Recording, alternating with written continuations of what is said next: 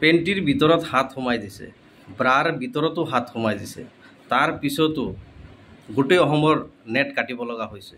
নমস্কাৰ, মই ADRE পৰীক্ষা যোনখন হৈছে ইতিমধ্যে তৃতীয় আৰু চতুৰ্থ বৰ্গ পৰীক্ষা আৰম্ভ হৈছে, চলি গৈছে।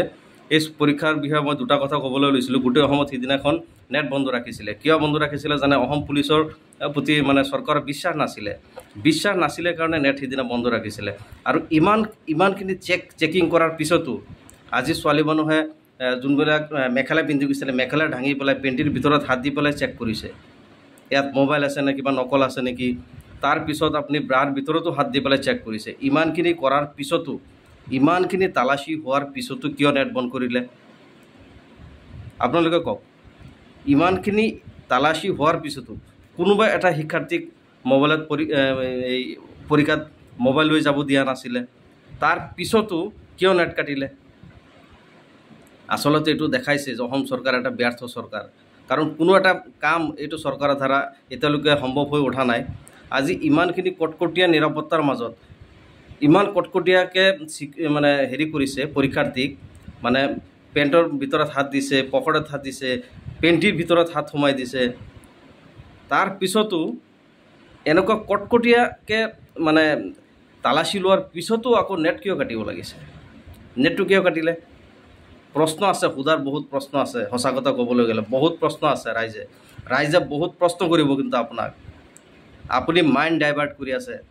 মিয়া অসমীয়া লৈ পেলাই মানুহৰ মাজত যি ভেজালি সৃষ্টি কৰিছে, সঁচাকৈ খুব নিন্দনীয়। আজি ইমানখিনি তালাচী লোৱাৰ পিছতো এক্সামিনাৰক ইমানখিনি তালাচী লৈ পেলাই এক্সামৰ ৰুমৰ ভিতৰত সোমাই পেলাই এক্সাম দিছে। তাৰ বিপৰীতে আপুনি কিয় 4-5 ঘণ্টা আপুনি কৰি দিলে, ইণ্টাৰনেট কৰ্তন কৰিলে? UPSC এক্সামত আজিলৈকে আমি শুনি পোৱা নাই যে কৰা ইণ্টাৰনেট কাটি দিয়া। যোনখন UPSC পৰীক্ষা ভাৰতবৰ্ষৰ ভিতৰত নাম্বাৰ 1 হয় ইণ্টাৰভিউ, সেইখন ইণ্টাৰভিউটো আজিলৈকে নেট কাটা নাই। আৰু আপুনি সামান্য তৃতীয় আৰু চতুৰ্থ বৰ্গ চাকৰিৰ কাৰণে নেট কাটিছে আৰু ইমান কটকটীয়াকৈ কৰিছে, তালাচী কৰিছে। ভিডিঅ' ক্লিপছ আছে মোৰ তাত, ইমান কটকটীয়াকৈ তালাচী কৰিছে। এজনী ছোৱালীৰ মুখৰ ভাষ্য যে মোৰ পেণ্টিৰ ভিতৰতো হাত দিছে, মোৰ ব্ৰাৰ ভিতৰতো হাত দিছে, দি পেলাই চেকিং কৰিছে। এনেকৈ চেকিং কৰিছে, তাৰ পিছতো আকৌ ইণ্টাৰনেট কাটি দিছে। ভিডিঅ' ক্লিপছ যদি আপোনালোকৰ লাগে, মই ভিডিঅ' ক্লিপছখন মই আপোনালোকক দিব পাৰিম। তাৰমানে এইটো বুজা গ'ল যে এখন ব্যৰ্থ চৰকাৰৰ তলতীয়াকৈ আমি আছোঁ বৰ্তমান। পোনপ্ৰথমবাৰৰ বাবে অসমত এনেকুৱা এটা কাণ্ড সংঘটিত হৈছে। আগত কেতিয়াও হোৱা নাছিলে। ৰাইজে বহুত প্ৰশ্ন কৰিব আপোনাক, বহুত প্ৰশ্ন কৰাৰ বাকী আছে। এতিয়াও আপুনি জবাব দিব লাগিব,